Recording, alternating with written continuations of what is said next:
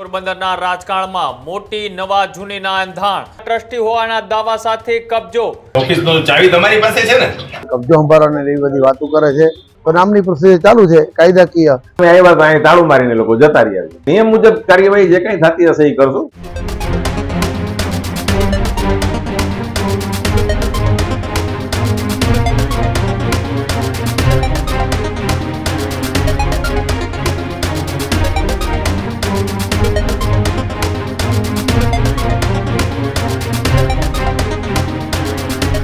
ગુજરાતના મહત્વપૂર્ણ સમાચારથી તો સમાચાર પોરબંદરથી સામે આવી રહ્યા છે. પોરબંદરના રાજકારણમાં મોટી નવા જૂનીના એંધાણ.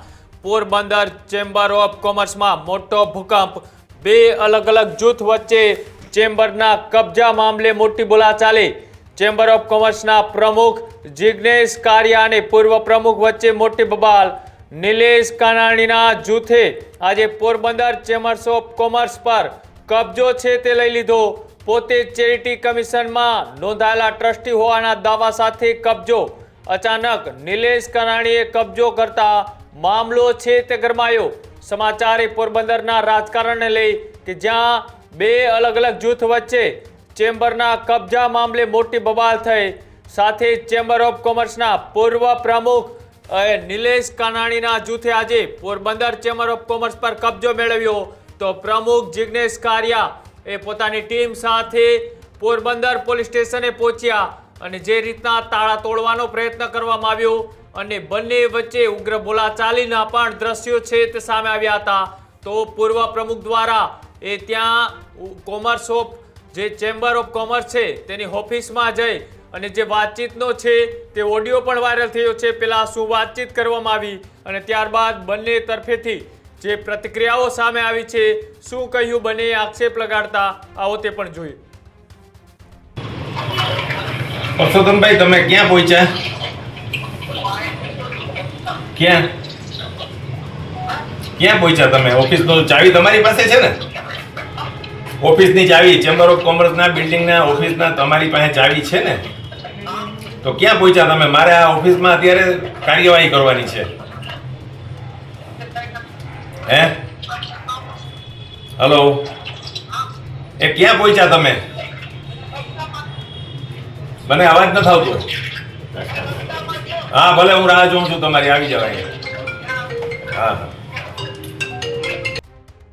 હું જિગ્નેશભાઈ કારિયા પોરબંદર ચેમ્બર ઓફના પ્રમુખ તરીકે જણાવું છું કે આજરોજ હમણાં જ મને એવી માહિતી મળી કે 15 જણા જે ચેમ્બરમાં અમારા સભ્ય અમુક છે અમુક સભ્ય નથી એવા વ્યક્તિ ચેમ્બર ઓફ કોમર્સમાં આવ્યા છે. અત્યારે બિલ્ડિંગમાં ને તાળું તોડવાનું ને કબજો સંભાળવાનું એવી બધી વાતો કરે છે. નીચેનો દરવાજો અંદરથી ખોલી ને ઉપર ઓફિસના દરવાજા પાસે પહોંચી ગયા છે લોકો અને ઉપરના દરવાજા માટે ટ્રાય કરી પણ ન ખુલ્યો, તાળું લાગેલું હતું. એટલે તરત મને જાણ થતાં હું આવી ગયો છું અત્યારે અને મારી આખી ટીમ ને તમામ વેપારી એટલે અમને બોલાવ્યા છે. સૌ જાણો છો કે ચેમ્બર ઓફ કોમર્સથી વર્ષોથી ચૂંટણી થાય છે, દર વર્ષે ચૂંટણી થાય છે, દર વર્ષે ઇલેક્શન થાય છે. ઇલેક્શનમાં જે કોઈ જીતેલા હોય છે એ કારોબારીને પ્રમુખ તરીકે રહે છે, પણ આ લોકોનું શું કરવાનું થતું હોય એ ખબર નથી. અને બાકી તો રૂટિન પ્રમાણે જે કાયદાની કાર્યવાહી થતી છે એ પ્રમાણે ફરિયાદ કરવાની રહેશે. પણ અત્યારે નીચેના હોલનો દરવાજાનું તાળું તોડ્યું છે એવું જાણવા મળેલ છે. આ બાબતે અમારે પોલીસ ફરિયાદ કરવાની થતી છે. હું કરું છું ત્યારે આગળની કાર્યવાહી નિયમ પ્રમાણે કરશે. પોલીસ તત્વોને સહકાર આપશે. વેપાર એટલે આ સંસ્થાને એવી અપેક્ષા રાખો. ટ્રસ્ટીઓ પોતે જાતે છે એવું કહે છે કે અત્યારે હયા ટ્રસ્ટી અમે છે.